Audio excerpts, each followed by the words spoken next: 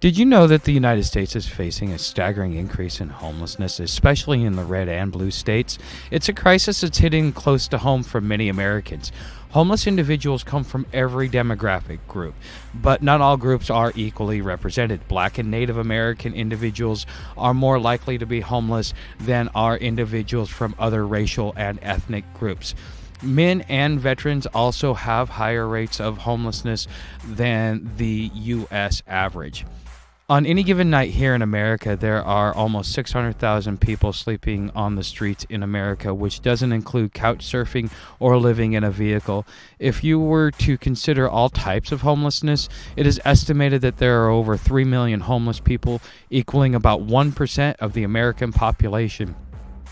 Since 2020, these numbers have been steadily increasing at an alarming rate. Today, we're diving into the divide between red states and blue states when it comes to tackling homelessness. So, does one party manage homelessness better than the other, and which one is better suited to end homelessness? The policies and approaches taken by these states play a significant role in addressing solutions to the homeless crisis. Let's break it down. Factors like affordable housing, access to mental health services, and income equality are major contributors to the homelessness crisis in both red and blue states. The lack of support in these areas has left many individual families without a stable place to call home. Homelessness is the same when it comes to lifestyle, but how each state deals with each of these issues determines how likely a homeless person will become housed quickly or remain homeless for an extended amount of time.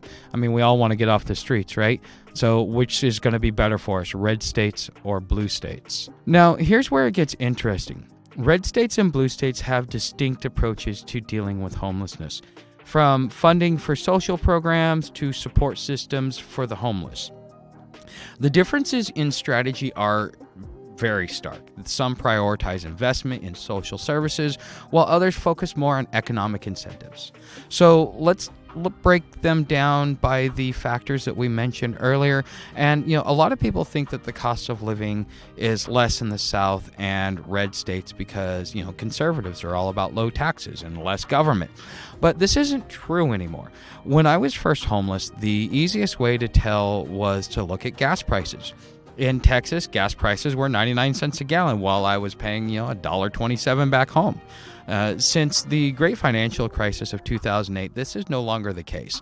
I've noticed in my travels over the last 15 years that prices are pretty much the same in the red states and the blue states.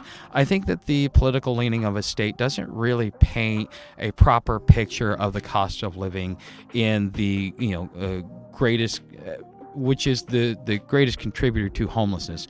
As I've traveled over the last couple of years, I've noticed that there's a big difference in the cost of living in rural areas versus medium and small cities. Although most major cities in America are blue, even the red cities haven't shown any improvement over their blue counterparts. If a homeless person is to get off the streets, they're going to need a job. People think that if you move to a red state, that there are more jobs and a better cost of living. This too isn't true anymore. When I had my janitorial business, I originally started in Oregon, but we heard that there was so much money to be made in Texas. So after 2 years in business, me and my business partner decided to relocate to Texas for what we thought were better pastures, better opportunities. Instead, it became the biggest mistake that I made in business. Coming from the West Coast, we didn't have toll roads, which became an added cost in Texas. If we wanted to make our appointments on time, we were forced to take the tollway. Not only did our overhead increase because red states like to privatize everything, but we also had to drop our pricing by 20% to be able to compete with these, border jumpers that are coming across. And although red states, there is an abundance of jobs, those jobs don't really pay as much as they should based upon the reputation that red states have built over the years. Because the country has, socialized the economy, it has made it harder for employers and employees to, be able to have a stark difference in the decent wages in the area that used to primarily have a lot of a big pro-business attitude. So lastly, access to mental health services and rehabilitation services is critical in administering the homeless crisis. This is the biggest difference between red and blue states, and what really makes the difference in how homelessness is handled. In blue states, these types of services are abundant to the homeless. If you're needing any type of medical care, being in a blue state, you'll have a much better opportunity for medical care than you will in a red state. In red states, access to medical care is improving, but it is a slow process. In my experience, the competency of the mental health professionals in red states has come a long, long way. In the past, you'd have quack doctors getting hired into the system because they'd work for cheap, and no one really actually cared about the homeless anyways. Now, how homelessness is handled in red states versus blue states isn't just some statistic on paper. I've lived in both. In my personal experience, the red and blue areas both have both positives and negatives. The positives of blue states is that they tend to be more tolerant and less hostile towards the homeless.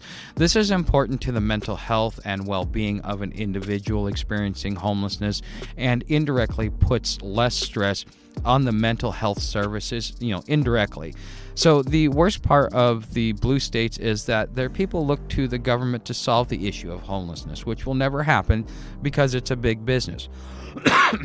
The positives of red states is that you have more money-making opportunities because the population expects those without work to be willing to work. This opens up a lot more under-the-table opportunities, but don't expect to get paid much because they're not really going to have respect for you. The bad part of the red states is that they lack humanity and compassion towards the homeless and can be very hostile because it's actually socially acceptable. Each state, red or blue, has its own positives and negatives. You're going to have to choose, your own poison. And I think the past, there was major differences, but as time goes along, the differences become less and less. In the past, red states didn't offer much services in some areas, and it was an act of God to provide even a few shelter beds, because the homeless activists and, the homeless that have stood up for themselves over the years, homelessness has gotten better.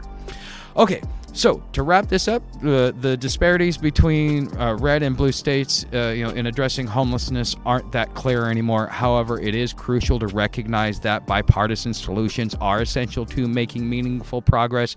By coming together and bridging the gap, we can work towards a future where everyone has a place to call home. So what I would really like to know is, what are your thoughts on this critical issue? Share your perspectives in the comments below, and don't forget to, check out more videos on homelessness and social issues.